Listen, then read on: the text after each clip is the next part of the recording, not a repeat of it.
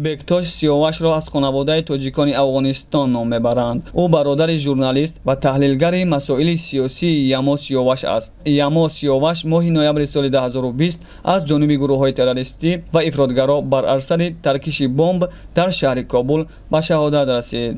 Ториқ Ориён сухангӯи вазорати корҳои дохилии Афғонистон гуфта буд, ки бомбро дар мошини хабарнигор гузошта буданд. ҳодиса ҳангоми ба кор рафтани Ямо Сиёваш рух дод. ӯ навкорро ҳамчун масъули бахши матбуот дар Бонки Афғонистон сар карда буд. ӯ хабарнигори телевизиони Тулу ва таҳсилкардаи донишгоҳҳои бонуфузи хориҷӣ буд. Бектош Сиёваш бошад рӯзноманигор ва донандаи 4 забони хориҷӣ аст.